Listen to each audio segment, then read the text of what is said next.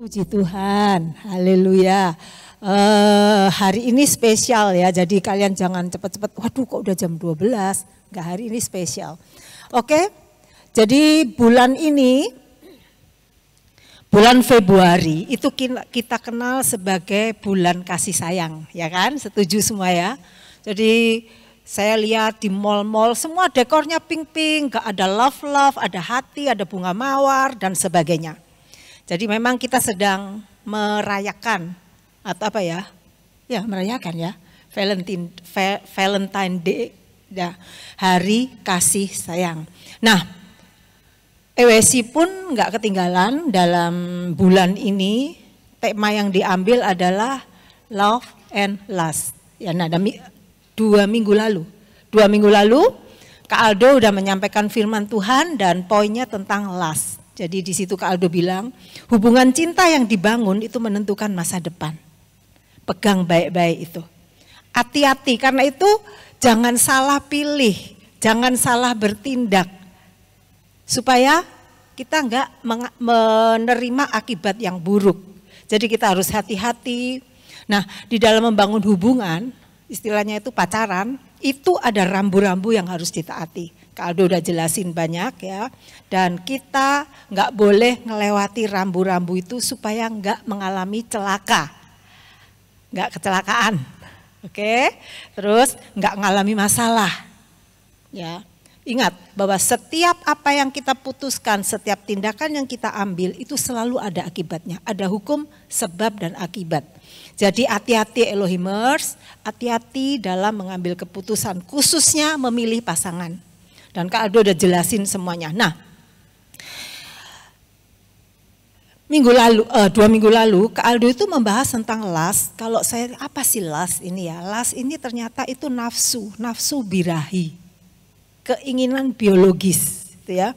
Dan seringkali ini kalau diikutin, kalau kita benar-benar fokus di sana, itu akan menimbulkan hasil akhir yang negatif. Biasanya menimbulkan kekecewaan, ada yang dirugikan, terus apa? Bahkan menimbulkan kebencian. Ingat, Kak Aldo ambil contohnya Amnon dan Tamar. Tadinya kayaknya cinta banget karena waduh, Tamar tuh cantik banget. Sampai akhirnya Amnon memperkosa Tamar dan akibatnya apa? Benci. Jadi hati-hati. Nah mungkin sebagai tambahan dari saya, lust itu adalah segala sesuatu yang fokusnya itu hanya untuk diri sendiri. Ya. Lust itu cuma untuk diri sendiri. Kemudian apa? Lust itu cuma untuk memuaskan. Jadi untuk diri sendiri pokoknya harus dipuaskan. Namanya nafsu itu selalu tuntutannya minta dipuasin. Ya, jadi untuk diri sendiri, egois gitu kan. Dan kita tadi tahu itu adalah keinginan secara biologis. Emangnya enggak boleh? Boleh.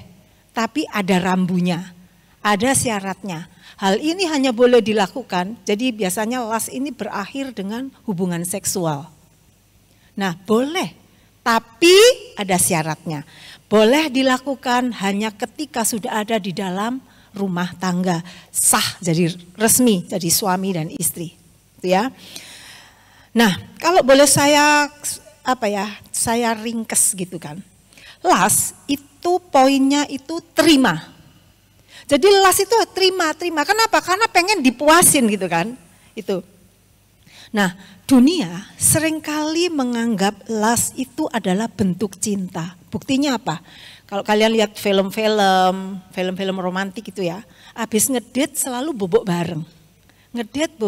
Jadi dianggap bahwa lust itu bagian cinta. Hati-hati. Lust itu cinta yang palsu buat saya. Contohnya Amnon dan Tamar. Ketika itu sudah terpenuhi, efeknya apa? Enggak bertahan lama gitu kan. Menimbulkan kekecewaan dan ada seseorang yang akan dirugikan. Dan biasanya pihak cewek yang dirugikan. Jadi hati-hati, khususnya cewek-cewek, hati-hati jangan terjebak di lust. Itu cuman palsu, sesuatu yang palsu. Dan lust itu tidak pernah tahan lama. Enggak pernah tahan lama. Buktinya Amnon dan Tamar. Itu jelas banget. Kalau Alkitab yang kasih bukti itu pasti valid gitu loh. Pasti jelas gitu kan. Jadi hati-hati Sebab jika nafsu tidak dipenuhi maka terjadi kemarahan, kekerasan, bahkan perpecahan. Jadi Elohimers, hati-hati dengan lust. Lust itu beda dengan love. Kalau lust poinnya itu apa? Take. Aku mau, aku ambil, aku terima, aku ambil. Untuk aku. Tapi beda dengan love. Love itu sifatnya adalah give. Nah, pada hari ini kita akan belajar tentang love. Lust udah cukup Kak Aldo yang ngebahas. Saya cuma nambahin sedikit. Tapi saat ini, hari ini, karena ini adalah hari kasih sayang, yuk kita belajar tentang love. Love itu apa sih? Gitu kan. Love itu saya buka-buka dan sebagainya, saya kumpulkan dari semua referensi, saya ambil kesimpulan. Love itu adalah perasaan mengasihi, menyayangi yang keluar dari dalam hati. Dan menghasilkan tindakan ingin memberi, ingin menjaga, ingin melindungi. Itu love. Kalau lust beda, aku harus puas untuk aku.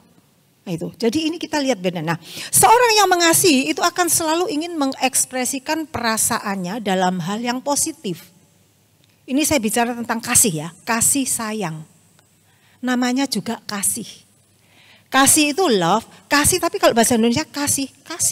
Kamu kalau ini tak kasih nih, lah kan memberi. Dari kata-kata kasihnya aja kita harus sudah, oh iya ya, poinnya apa? Fokusnya memberi. Mengasihi, ya tak kasih gitu loh. Ngerti ya kalian ya? Ini tak kasih ini, gitu kan? Oke.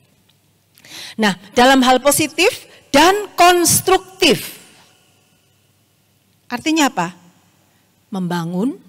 Kita akan memberikan sesuatu yang bisa membangun pasangan kita. Kemudian apa?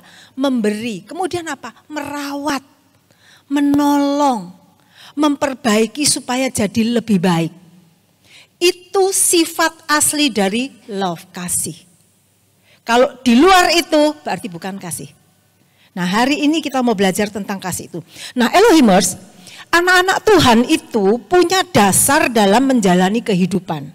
Dasarnya itu ada di dalam Alkitab. Jadi pokoknya setiap kita yang mengaku kita adalah orang Kristen, hidup kita harus didasari dengan Alkitab. Nah Alkitab itu luar biasa. Alkitab itu adalah jawaban semua kebutuhan yang kalian perlukan dalam menjalani hidup. Bahkan sampai kebutuhan pengetahuan tentang gimana cara kita membangun hubungan. Bagaimana yang Alkitab katakan, caranya, apa sih yang harus kita lakukan ketika kita membangun satu hubungan sesatu dengan yang lain. Nah Alkitab mengatakan kasih itu jelas banget. Dan dengan contoh-contoh yang luar biasa. Nah Elohimers, kita mau lihat apa yang Alkitab katakan tentang kasih. Kita tahu kasih itu ada 3 ya, phileo, eros, agape. Nah di Alkitab dikatakan agape itu adalah kasih dengan nilai tertinggi. Setiap orang selalu kepengen yang terbaik, benar? Gak pernah wes aku yang terendah aja, wes aku terima wes masih ele-elean. No. Setiap orang cenderung untuk mau sesuatu yang paling bagus, yang paling tinggi, yang the best. Dan Alkitab mengajarkan kepada kita apa yang dikatakan cinta. Cinta di dalam Alkitab, cinta sejati versinya Alkitab itu adalah agape. Nah hari ini kita akan belajar tentang kasih agape Elohimers. Sebab kita mau yang terbaik kan. Kita gak mau yang nomor 2, nomor 3, nomor 4. Tapi kita mau yang nomor 1, yang tertinggi. Nah sebelum saya jabarin lebih lanjut tentang agape, ada satu cerita. Ini kisah sejati abad 20 yang sangat selalu seringkali dipakai oleh beberapa orang ketika membicarakan atau membahas tentang cinta sejati. Kisah ini adalah kisah dari seorang raja yang bernama Edward VIII dari Inggris. Ya. Raja Edward VIII ini menggantikan ayahnya menjadi raja. Jadi dia sempat dilantik menjadi raja, ya sebagai raja Inggris. Dan saat itu Inggris itu negara kerajaan yang luar biasa. Jadi dia naik tahta menggantikan ayahnya sebagai pewaris kerajaan Inggris. Jadi pendahulunya Ratu Elizabeth gitu kan. Tapi apa yang terjadi? Raja Edward ini jatuh cinta dengan seorang wanita. Dan wanita ini wanita biasa, dia sosialita dari Amerika. Dan wanita ini sudah pernah menikah 2 kali dan bercerai. Tapi Raja Edward ini jatuh cinta, dia sampai berkata kayak gini, kalau aku enggak ada dia, kalau dia tidak berjalan di sampingku, tidak berada di sampingku, aku enggak bisa hidup, aku enggak bisa lakukan apa-apa. Dia cinta mati, cintanya tuh cinta sejati. Kenapa dikatakan cinta sejati? Sebab ketika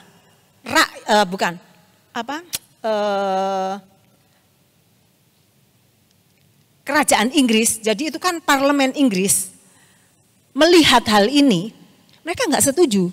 Kenapa? Karena raja itu panutan. Raja itu harus jadi contoh. Apa jadinya kalau seorang raja menikah dengan janda, 2 kali menikah lagi? Jadi itu akan menjadikan presiden buruk buat negara Inggris. Jadi hanya mereka menentang ini. Dan raja diberi ultimatum. Kalau kamu tetap menikahi Wallis itu ya, Wallis Simpson namanya. Nih Wallis. Kamu ada 2 pilihan. Kamu ada 1 pilihan maksudnya. Kalau kamu mau tetap ada di tahta ini, kamu harus pisah dengan Wallis. Tapi kalau kamu tetap menikah, kamu harus turun dari tahta. Dan apa yang dipilih oleh Raja Edward, ya, demi cintanya, tanggal 11 Desember tahun 36, Raja Edward lepaskan tahta. Dia merasa apa gunanya tahta kalau aku tidak hidup berdampingan dengan kekasihku. Dan pada tanggal 3 Juni tahun 37, Raja Edward menikahi kekasihnya Wallis Simpson di Prancis dan dia tinggal sampai akhir hayatnya. Apa kesimpulan dari kisah ini? Cinta itu pengorbanan. Contoh yang terbesar yang ada dalam Alkitab, betapa besarnya seseorang ini mengasihi kita, yaitu Yesus. Dia korbankan tahta kemuliaan di surga. Jadi persis banget ini. Ini bayangan Yesus. Dia tinggalkan semuanya demi orang yang dikasihinya. Jadi Elohimers, Yohanes 15 ayat 13 dikatakan seperti ini. Tidak ada kasih yang lebih besar daripada kasih seorang yang memberikan nyawanya untuk sahabat-sahabatnya. Jadi cinta seperti yang Yesus tunjukkan kepada kita, cinta agape itu adalah cinta yang berkorban. Di sini dikatakan memberikan nyawa, sampai nyawa. Yesus sudah tunjukkan kepada kita. Jadi Elohimers, siang hari ini kita akan lihat apa sih deskripsi kasih agape. Deskripsinya itu ada di dalam 1 Korintus 13 ayat 4 sampai 8. Kita akan baca. 1 Korintus 13 ayat 4 sampai 8. Kasih itu sabar, kasih itu murah hati. Ia tidak cemburu, ia tidak memegahkan diri dan tidak sombong. Ia tidak melakukan yang tidak sopan dan tidak mencari keuntungan diri sendiri. Ia tidak pemarah dan tidak menyimpan kesalahan orang lain. Ia tidak bersuka cita karena ketidakadilan tapi karena kebenaran. Ia menutupi segala sesuatu, percaya segala sesuatu, mengharapkan segala sesuatu, sabar menanggung segala sesuatu. 8. Kasih tidak berkesudahan. Nubuat akan berakhir, bahasa roh akan berhenti, pengetahuan akan lenyap. Jadi kita mau lihat satu-satu dengan cepat, oke? Jadi kita mau lihat definisi Alkitab tentang kasih agape ini, yaitu kasih yang mau berkorban, kasih yang punya nilai tertinggi. Yang pertama sabar. Sabar. Kasih itu identik dengan kesabaran. Dikatakan situ panjang sabar. Sabar menanggung apapun. Sabar. Ketika mungkin pasanganmu cerewet, ngambek, sabar aja. Dia marah-marah, sabar aja. Bahkan sabar termasuk ya, kesabaran di sini termasuk sabar menunggu tidak berhubungan seksual sebelum menikah. Sabar. Oke? Amin. Siap? Sabar ya. Menunggu sampai Om Frank berkati di sini, baru kalian boleh melakukan hubungan seksual. Saya akan belak-belakan ya saat ini ngomong, karena ini penting banget. Sebab YouTube, sosial media itu lebih belak-belakan daripada saya. Jadi saya akan belak-belakan. Jadi itu poinnya. Sabar, menunggu setelah diresmikan menjadi suami istri, baru boleh berhubungan seksual. Paham? Paham? Ingat, catat baik-baik. Oke, itu yang pertama. Kemudian 2, murah hati. Cinta itu murah hati, membuat kita suka berbuat baik. Jadi murah hati itu berbuat baik, rasanya tuh kalau nggak berbuat baik itu kayak aduh ada yang ganjel gitu loh. Jadi itu yang namanya cinta, bukannya take, tapi give. Rasanya itu pengen ngasih aja, pengen berbuat baik, pengen melakukan sesuatu yang baik. Tadi katakan cinta itu adalah membangun, ya. Memberikan sesuatu yang bersifat konstruktif, membangun, memperbaiki. Membuat orang atau pasangan kita jadi lebih baik. Bukan merugikan, bukan ngerusak. Nah, hubungan seksual itu merusak. Ingat, sebelum menikah. Oke? 3, tidak cemburu. Wah, kadang, waduh masa si Tena gak boleh cemburu. Kalau dia misalnya main mata sama orang lain gimana? Bukan maksudnya ini itu. Cemburu di sini itu lebih ke arah iri hati. Jadi cinta membuat kita tuh enggak iri hati saat melihat orang lain sukses atau diberkati. Dan ini tidak bicara kepada hanya pasangan aja loh ya, ini kepada semua orang. Firman Tuhan berkata, kasihilah sesamamu manusia seperti engkau mengasihi dirimu. Jadi poin hari ini saya enggak cuma bicara untuk perasaan cinta kita kepada calon suami atau calon istri, kepada pacar, kepada pasangan, kepada gebetan dan sebagainya. No, bukan itu. Lebih luas lagi. Oke. Jadi tidak iri hati ketika melihat orang lain sukses atau diberkati, tapi justru mendukung agar orang lain itu lebih sukses gitu loh. Ya. Sebab cemburu itu menunjukkan bahwa kita itu merasa bahwa aku mau lebih dari dia. Makanya sih cemburu, jealous gitu kan, iri gitu kan. Gimana kalau dengan pasangan? Ketika kalian mencemburui pasangan, berarti kalian itu nggak percaya kepada cintanya. Lah kalau nggak percaya ya gimana ya? Jadi hubungan, apalagi yang udah pacaran, mau serius, jangan cemburuan deh. Karena cemburu menunjukkan bahwa kalian nggak percaya sama dia. Gitu. Nah, kemudian yang keempat, tidak memegahkan diri. Apa artinya? Cinta itu membuat kita itu enggak menyombongkan prestasi kita, membanggakan diri, membusungkan dada. Oh ini loh, aku loh bisa gini. Kamu? Nah, tidak memegahkan diri, tidak menyombongkan prestasi sendiri. Ya, jadi kita itu enggak boleh menyombongkan diri, enggak boleh ngerasa lebih. Kamu nih siapa? Gitu kan. Kita harus menghargai prestasi orang lain, kita harus menghargai, khususnya kalau kalian sudah berpasangan, hargai pasanganmu. Kekurangannya kalian pun hargai, makanya butuh cinta. Karena apa? Cinta itu kerinduan kita untuk membangun dia menjadi lebih baik. Itu ya. Jadi itu, tidak memegahkan diri. Kita harus merasa bahwa kelebihan dari pasangan kita itu aset. Ya. Gitu kan? Itu aset. Dan sebab Elohimers tidak ada seorang pun yang sempurna punya semuanya, enggak ada. Pasti ada satu hal atau dua hal yang pasangan kita miliki yang akan memenuhi kekurangan kita. Jadi makanya enggak ada yang perlu dibanggakan. Tapi mari, ketika kita membangun hubungan, kerinduan kita apa? Kamu harus jadi lebih baik. Ketika dua-dua saling mengambil keputusan, pasanganku harus jadi lebih baik. Makanya tidak akan ada perbuatan-perbuatan yang merusak. Pasti perbuatan yang akan membuat jadi lebih baik. Perbuatan yang konstruktif. Tindakan-tindakan yang konstruktif. Kemudian yang berikut, enggak sombong, enggak angkuh. Hampir sama ya dengan tidak memegahkan diri. Enggak arogan. Enggak ngerasa pinter sendiri gitu kan. Kemudian yang berikut, Kasih agape itu melakukan hal yang sopan. Kalau di Alkitab dikatakan tidak melakukan yang tidak sopan. Artinya apa? Pasti melakukan hal yang sopan.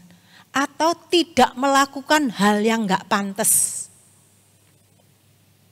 Elohimers, cinta itu fokusnya kita itu menghargai hak milik orang lain.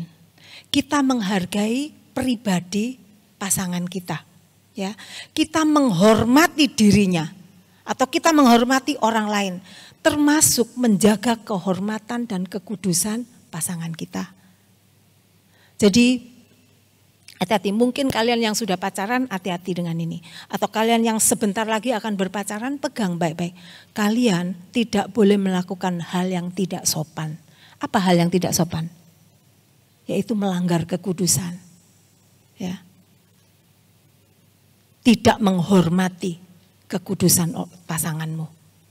Jadi itu. Kemudian yang berikut, kasih agape itu enggak pemarah, enggak ngamuan.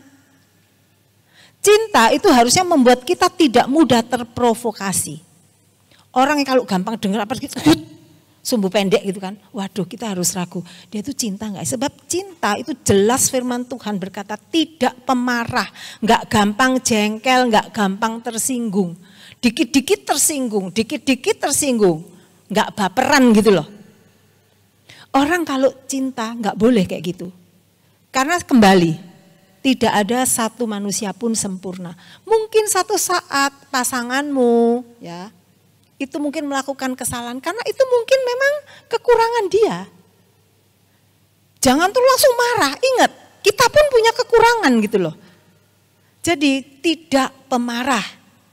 Kemudian apa? Tidak menyimpan kesalahan orang. Cinta itu enggak boleh ada dendam. Ya. Tidak pendendam, gampang memaafkan, gampang menerima kekurangan dari orang di sekitar kita, pasangan kita, ya. Kalau di dalam bahasa aslinya tidak menyimpan kesalahan orang itu dikatakan tidak berpikir yang jahat. Jadi enggak pernah ada pikiran jahat. Selalu pengen melakukan sesuatu yang baik untuk orang. Itu cinta sejati, itu agape. Kemudian yang berikutnya apa? Percaya segala sesuatu. Cinta itu adalah tempat berlindung yang aman karena cinta tidak pernah berhenti mempercayai yang terbaik untuk orang lain.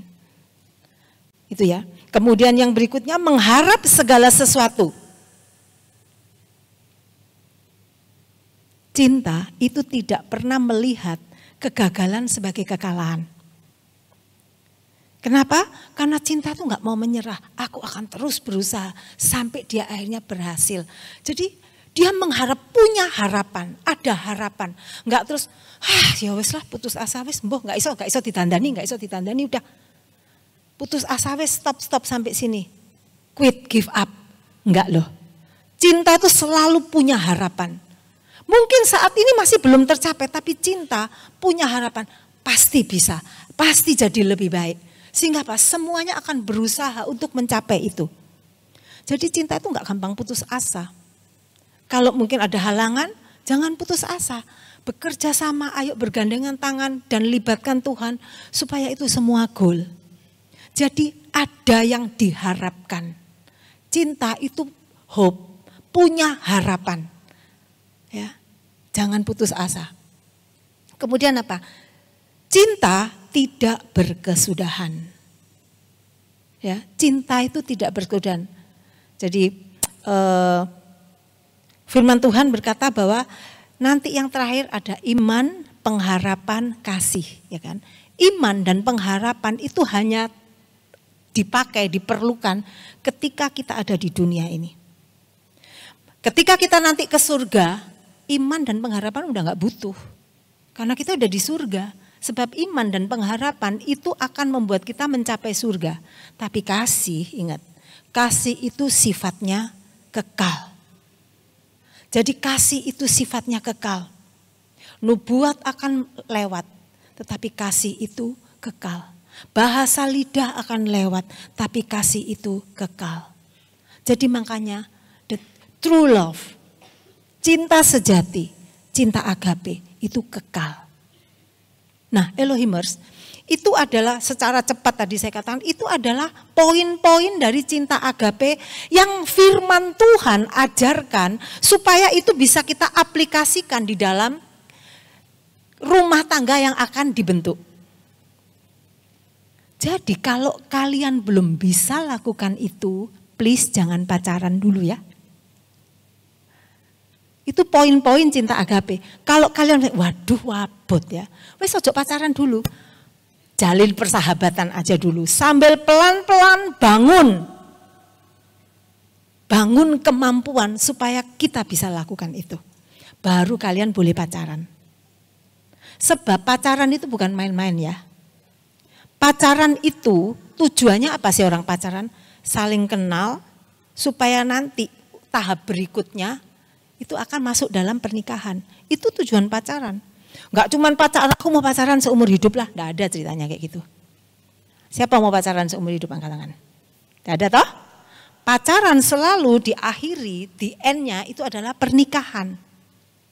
Lah, karena nanti di endingnya itu pernikahan, ya kan? Maka kalian harus punya ini.